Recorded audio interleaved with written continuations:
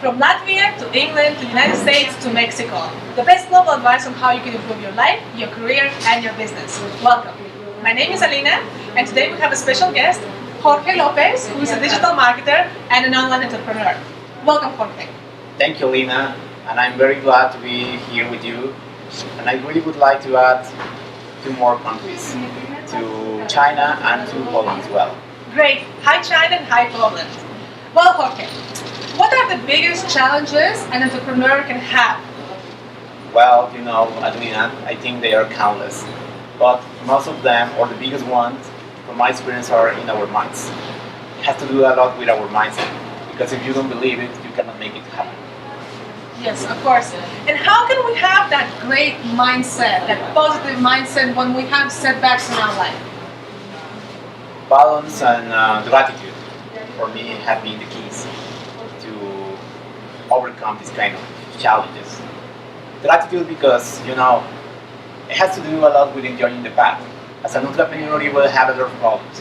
Financial, with your employees maybe, but setting back your mindset and always being happy with what you do and finding why you want to do what you are doing, I think is very important. The most important thing, I think. Find your passion and your why before starting a business. Sure. Jorge, I'm sure you have had plenty of setbacks in your entrepreneurial career.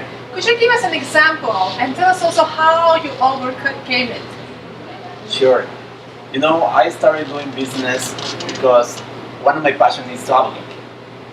And therefore, I was looking for a way to travel and working at the same time. I was looking for many jobs, but there were not many options. So that's why I became a digital marketer, because I can do it from wherever I want to do it. So once I realized the power of digital marketing, then I moved to China. I got an employment there. And but I was going too fast. But then I had probably one of the biggest challenges in my life. When I was traveling in Poland, I realized that I was in bankruptcy because I delegated all my tasks on some employees, and then they tell me, well, actually they didn't tell me. It was my customers who told me, like, this is happening. We're not receiving this and this and this. And then I tell my employees, what's going on? I don't know, many excuses. So in the end, I have to pay a lot of things back to my customers. So my bank account is in zeros, so I have to start from scratch again. No way. So how did you do it? How did you start from scratch? What was your first step? Well, obviously my first step was to come back to Mexico because I had no money, like while being overseas. So I really appreciate my Polish family because I had some friends there who supported me. But then once I came back to Mexico, I had to overcome my ego. Ego is probably one of the biggest things to overcome, because as an entrepreneur sometimes you think, oh, I'm great, I'm God. And then going back to a job was really hard for me in the beginning, but it was nice because I had got even more experience at one of the most important Mexican companies. And after 1 year, I set my goal. My goal is to leave this job after 1 year, and I did it. Because if you don't set a deadline, in this case a deadline for quitting a job, so you will never do it. And by saving almost all my profits in my job, that's how I start from scratch again another company. Okay, excellent, Jorge.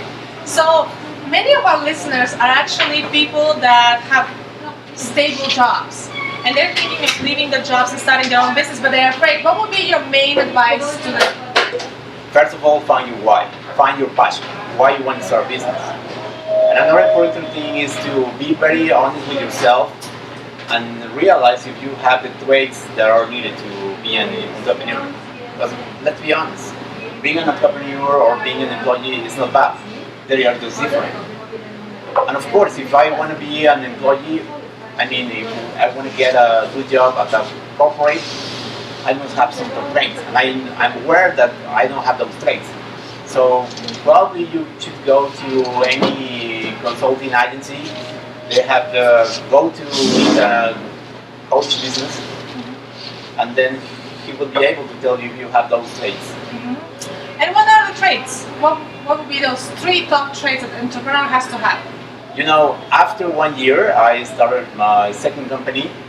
I went to a consulting business agency, and they told me the first thing we have to do with you is to make a test. And that test said that, well, resilience, for example, is something very important. Discipline, of course, because you know, let's be honest with ourselves. If you are in a company, you can just pretend to work for some time, and eventually you will get fired, of course. But as an entrepreneur, you cannot do that. You have to be very disciplined to do yourself, to do any kind of tasks that are required in your company. So, summarizing this, discipline and resilience, I would say, are the just two of the main traits as an entrepreneur. Great, thank you, Jorge. So we all have to be resilient and disciplined with ourselves to become excellent and successful entrepreneurs. Thank you, Jorge, for joining me today. I really appreciate you being here. My pleasure. And well, until next time, goodbye, adios, srdečnost, do svidania.